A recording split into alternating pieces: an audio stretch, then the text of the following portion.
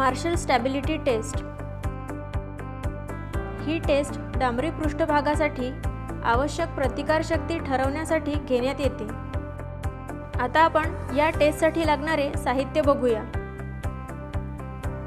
Marshal stability apparatus, water bath tub,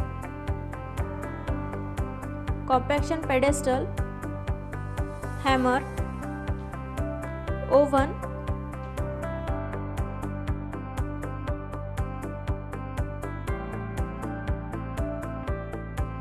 तर आता आपण प्रत्यक्ष कृती करूया।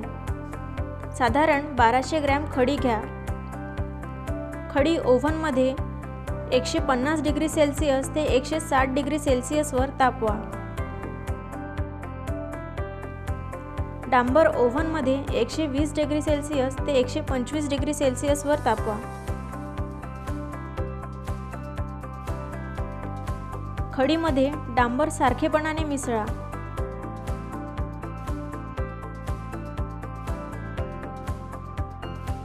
हे मिक्स मार्शल मोल्डमध्ये टाका।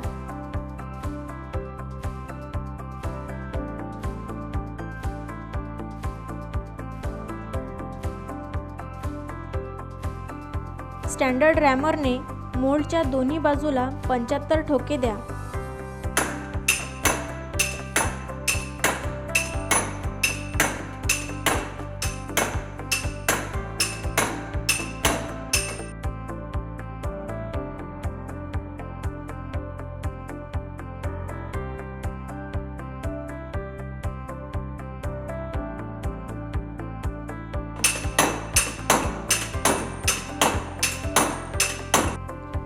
नमुना सामान्य तापमानावर येऊ द्या।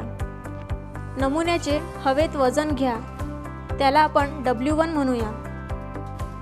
नमुन्याचे पाण्यात वजन घ्या, त्याला W2 म्हणूया।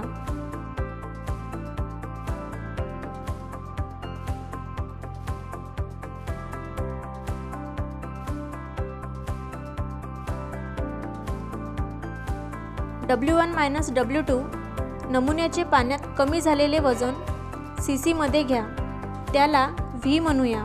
Density W1/V। अशा प्रकारे प्रत्येक डांबराच्या टक्केवारीकरिता घनता काढा व त्याची ॲव्हरेज व्हॅल्यू घ्या।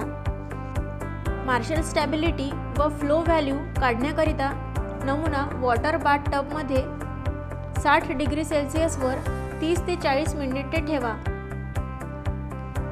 नमुना वॉटर बाथ टबमधून काढा, त्याची उंची मोजा। नमुना मार्शल ॲपरेटसमध्ये ठेवा। डायल गेज 0 वर ॲडजस्ट करा।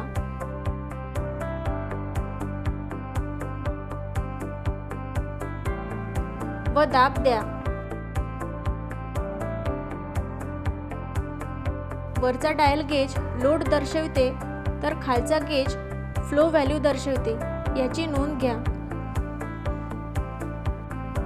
तर ही होती मार्शल स्टॅबिलिटी टेस्ट।